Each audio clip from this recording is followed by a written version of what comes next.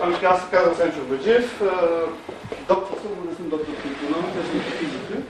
И това, което така от една година се опитвам, това, което е върховно и което е ново, е тъй наречената социофизика, която разглежда икономическите процеси като физични и обясняването на това какво се случва.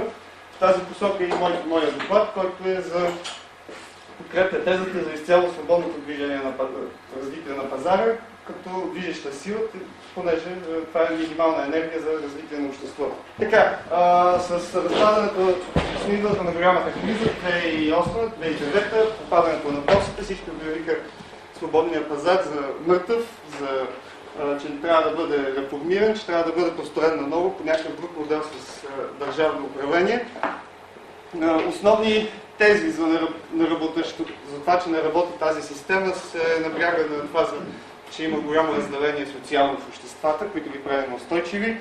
За следващия проблем, който възниква с наречените икономически национализми, се възраждат протекционизъм, суровиден национализъм и всякакъв вид подобни форми на ограничение на свободното движение на стоки и капитали, включително такса трансфер на капитали.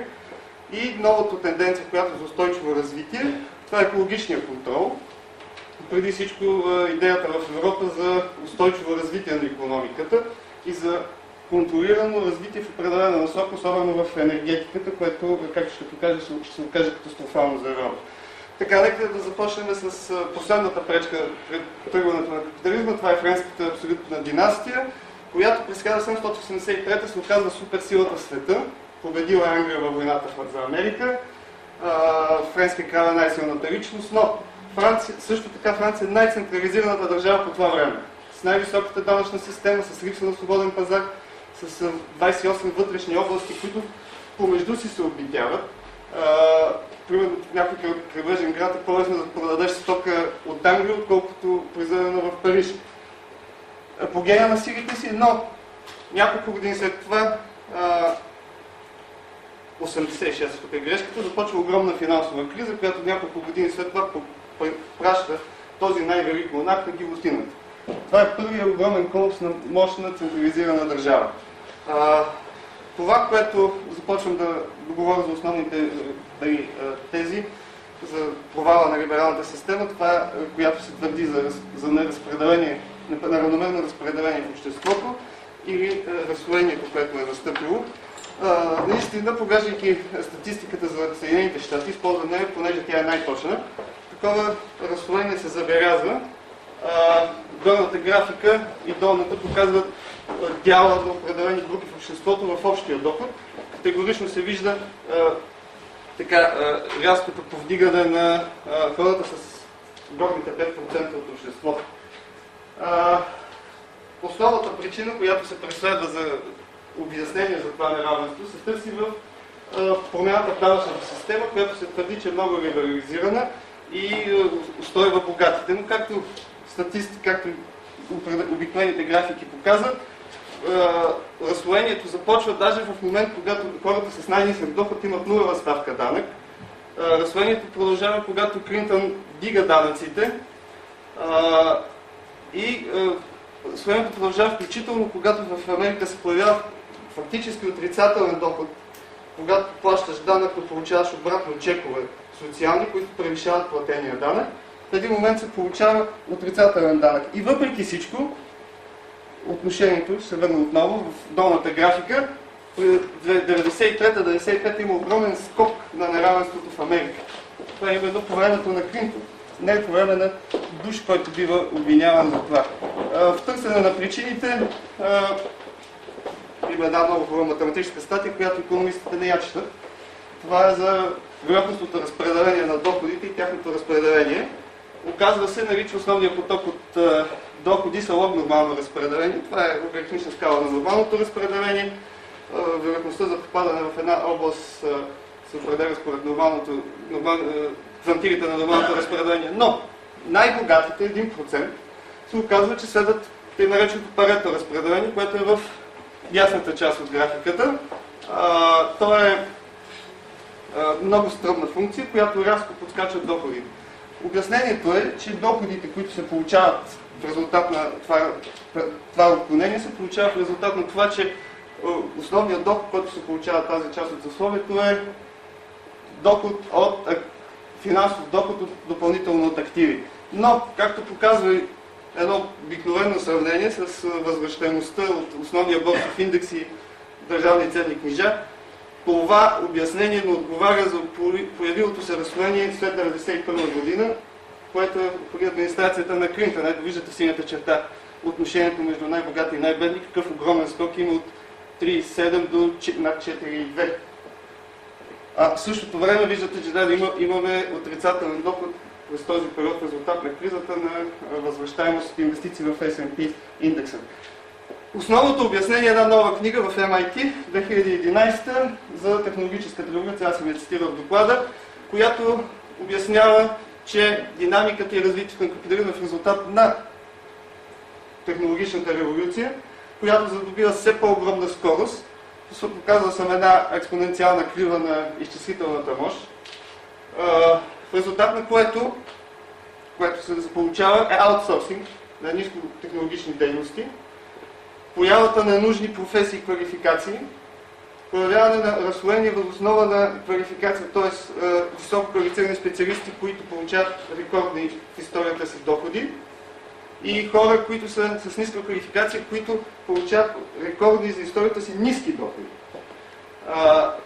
Също така се забелязва една огромна силна социална динамика. Най-високата част от обществото са хора, които се появяват с бързина, примерно като такива, може да бъдат посочени Бил Гейтс, Грин, собственика на Google, компании като Facebook, хора, които стават милиардери за изключително бързо време, но в същото време се забелязва и за силна социална динамика и в долните слоеве. Септември последната изследване за Американската статистическа служба е, че трайната бедност в Америка, въпреки огромната криза и намалените доходи, не се е увеличила чувствително, на 3,5%, което означава, че долните слоеве също тече силна динамика, която предпазва трайно обедняване. Втория проблем пред капитализма, който пречи на свободния пазар и който носи само щети, вече очевидно това е бягството на капитали. Сега, слагайки високо данъчно облагане, прекомерно високи данъци, това, което се поражда в обществото е декапитализация. Пример за това е Латинска Америка, където 20 век се извършва огромна декапитализация на обществата.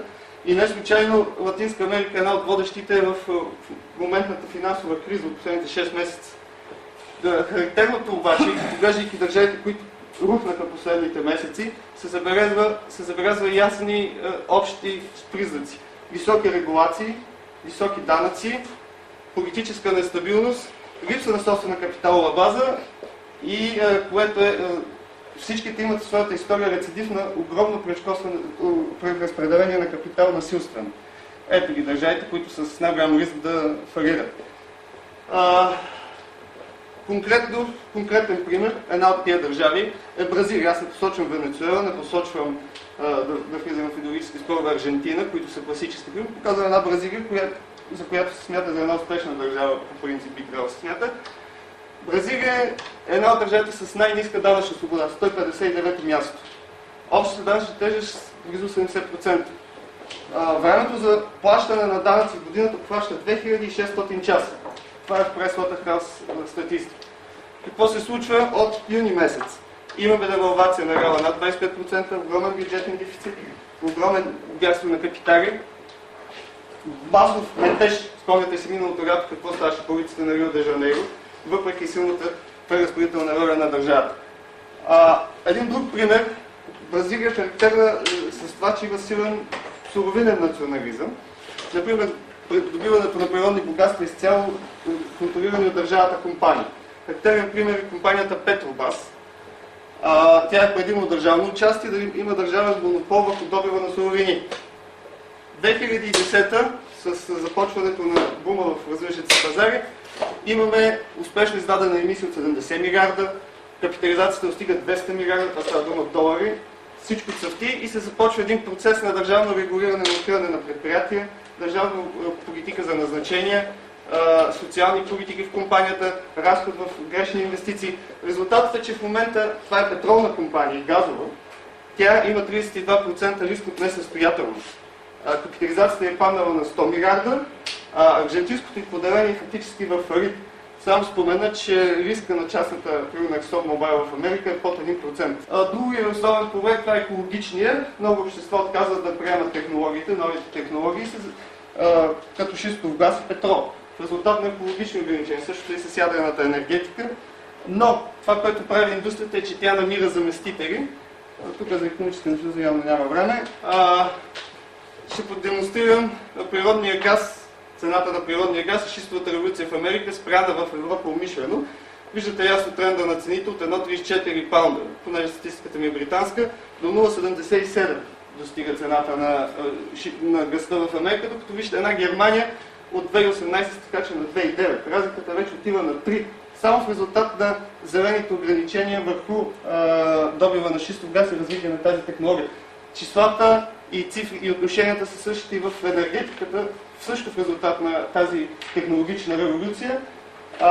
Допълнително трябва да добавим, че шистовия газ е този, който спря голямия скок за петрола в залива и шистовия петрол, поради това, че това са изцяло нови технологии, които увеличават добива в Америка, правят го евтин и коригират скока, който Русия и Саудитска Арабия щяха да наложат. Така, резултатът от поскачването на газа е ето този. BASF е компания, която основната й дейност винаги е била в Германия, от нейното основаване. В момента тя построи първи завод в Тексас, строителни химически блокове, т.е. цялото производство го изнася там. Резултатът е, че само от преместването на това производство и закриването му в Германия, компанията ще спести повече от 700 милиона долара на година. Очаква се и нови заводи. Това е най-класическия пример за това как зелените регулации довеждат до бягство на индустрии и намирането на по-удобни места за инвестиции. В общи линии така. И за заключение бих споменал, че социалните проблеми в обществата не трябва да се търсят решаване чрез ограничаване на свободния пазар, чрез държавни регулации, а трябва да бъдат търсени други методи за тяхното решаване. Пазарът трябва да бъде оставен да работи сам на себе си и да се развива според нуждите и да имплементира, защото прогресът се носи от технологиите не се инсталират от чиновници, а се инсталират от бизнес.